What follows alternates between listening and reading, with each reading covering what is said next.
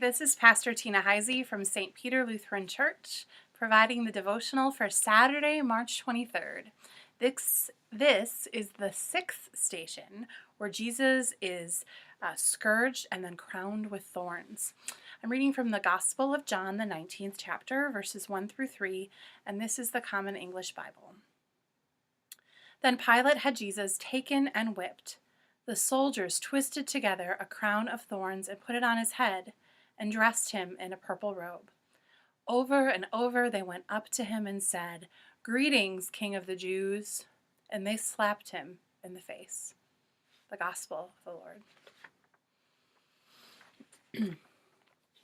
My sister Tricia is a church musician, and she's also the youth director for a congregation within our very own synod. And spending so much time in churches, her children are essentially like pastors' kids, only without the special joy of their mom quoting church doctrine around the dinner table. When my niece Phoebe was about 3, she sat through 2 Good Friday services in one day. One of them was a Stations of the Cross service, and the other was a Tenebrae. 2 times that day, Phoebe heard the story about the crown of thorns being placed upon Jesus' head. Sometime later, Phoebe asked my sister, "Why did people put that mean hat on Jesus?" It can be easy for us to become a little desensitized on how mean it actually was to place a crown of thorn on Jesus' head. How many of our congregations are filled with soft purple banners with black felt crowns on them this time of year? Many congregations gently lay an actual crown of thorns upon the outstretched arms of their cross in their chancel. But let us not be mistaken, there was nothing gentle about the abuse Jesus suffered at the hands of the people. It was not soft like felt. No kind-hearted altar guild member lovingly adorned Jesus with a crown. The violence that Jesus experienced was abusive. It was intense. It was mean.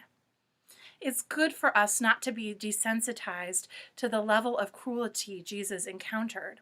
Part of why Jesus was incarnate and undertook so much abuse to his flesh was so that he could stand in solidarity with everyone who understands the meanness of physical attack. For those of you who have been abused, Jesus stands in solidarity with your suffering. For those of you who are survivors of war and captivity, Jesus shares in your suffering. For those of you who have been bullied or taunted, Jesus shares in your suffering. Jesus unites himself to those mean, brutal moments of your life because being united to Jesus in those moments means we will be resurrected from them. Paul tells us, and we read this often at funerals, that if we have been united to Jesus with a death like his, we are certainly united with Jesus in a resurrection like his. But this connection is not only limited to life and death. It also is for every moment we suffer or live or struggle in this world. For whatever we are experiencing in our life, the physical pains, the meanness of words, we are united to Jesus. And just as we are united to him in those things, we too are given the promise of resurrection from those things. No matter what painful hat you wear, Jesus is united to your life and will resurrect you from your suffering. Amen.